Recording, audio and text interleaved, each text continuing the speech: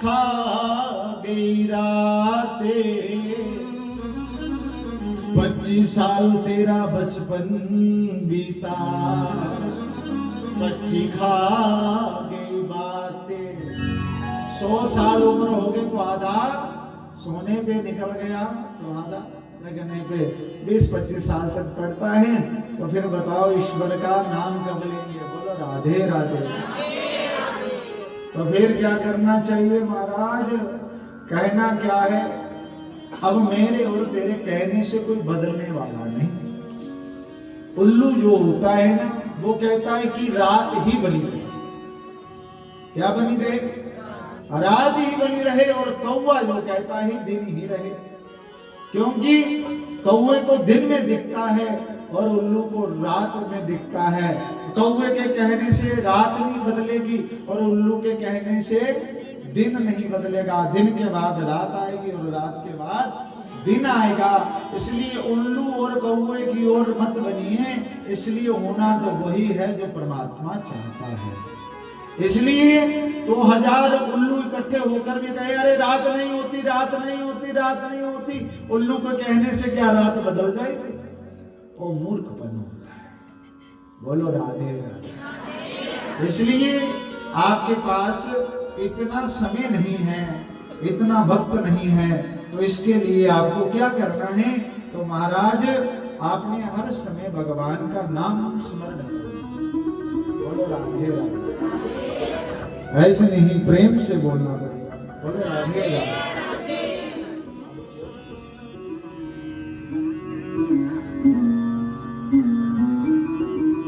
बड़ा सुंदर भाव आता है। कल आपको बता रहे थे कौरव और पांडवों के बारे में, कथा सबको पता है।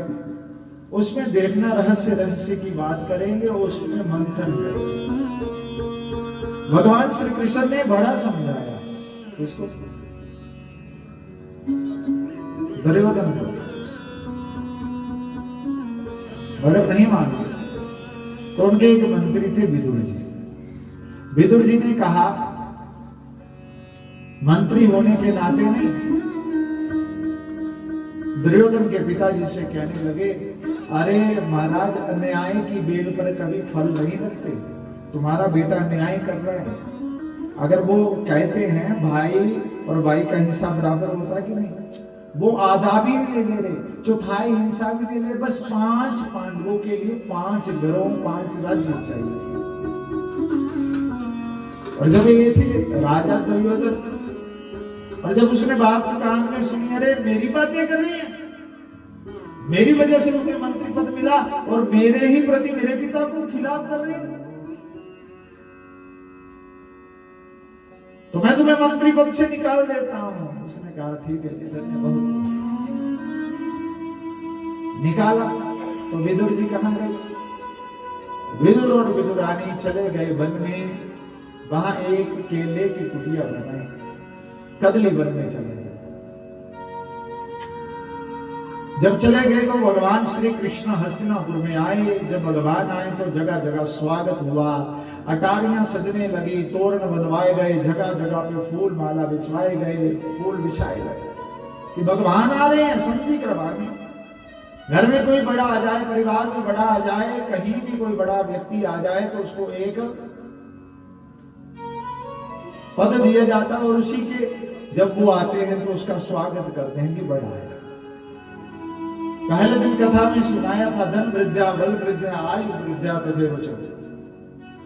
धन वाले बड़े होते हैं, बल वाले बड़े होते हैं। कोई लंबी उम्र का बैठा वो कहता कि मैं छोटा हूं, वो भी बड़ा है। ते सर्वपि ज्ञान वृद्धिश्च किम करहा शिष्य किम करहा। जो ज्ञान में बड़े हैं वो सबसे बड़े माने गए। और महाराज जहां तक कि भगवान जब आए, भगवान जब आने लगे तो जगह जगह तोरण। तो कोई व्यक्ति होता ना जो भगवान से बहुत प्रेम करता मगर मिलना नहीं हो पाता, और भाई उसकी चलती नहीं तो मन में ख्याल कभी नहीं करना, करे अरे मैं गया था तो मुझे वहां पे दर्शन नहीं हुए, मंदिर गए तो ठाकुर जी के दर्शन नहीं हुए, बांके बिहारी जी के दर्शन नहीं हुए, लंगर में गए तो मुझे प्रसाद नहीं मिला। प्रसाद का मतलब प्रभु के साक्षात दर्शन। कहीं चलते फिरते कहीं एक भी कण मिल लिया, वो ही समझकर प्रसाद समझकर पा लीजिए। आज विदुर की कथा से जे हमें भाग होना चाहिए। कभी धार्मिक कार्य हो, हमारे राष्ट्र का कार्य हो, तो वहां पर आपका एक ही धर्म करता है। जो अपने राष्ट्र से द्रोह करता है, अपने धर्म से द्रोह करता है, अपने माता पिता से द्रोह करता है, उसको कोई भी पुण्य उसके पाप को नष्ट नहीं कर सकता।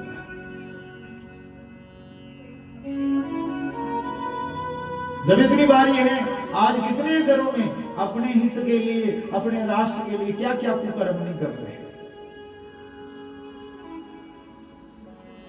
अपने राष्ट्र में जीना, अपने राष्ट्र में मरना, क्या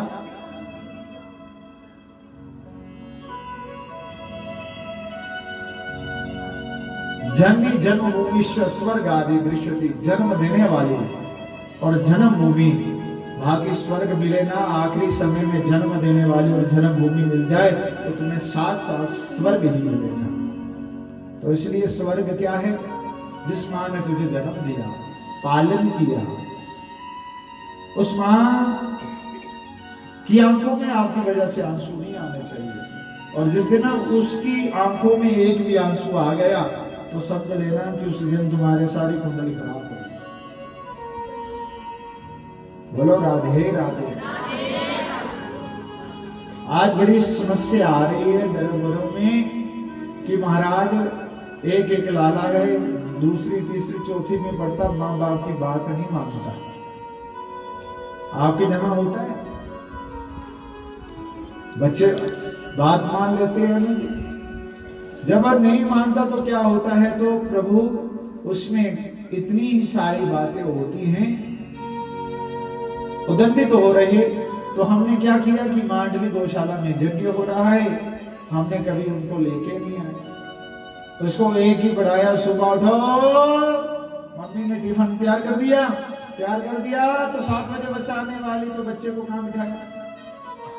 बस में चला गया स्कूल, दिन भर किया, शाम को माता पिता भी ड्यूटी से आ गए, बच्चा भी आ गया, रोटी दी, होमवर्क कर, सो जा। उसने क्या देखा? तुम कथा में आ गए, स्कूल में तुमने कहीं और भी जाना, पीछे किसी से होके आए। बच्चे ने क्या सीखा? तुम्हारे जीवन में एक ही लक्ष्य है, बस इसको धंधा आ जाना चाहिए जिससे अपना जीवन निर्वाह कर ले। वही 2 टुकड़े के लिए तुम बस ऐसा कर जाओ। अरे अपने जीवन में एक पक्का नियम बना लो कि महाराज मैंने महीने में एक बार अपने बच्चों को भेजना ही भेजना कि आज की सेवा करनी करते। सेवा किसकी की जाती है? बोलो। जो सेवा के लिए हाथ उठते हैं वो हाथ कभी किसी के लिए नहीं उठते। बोलो राधे राधे राधे राधे।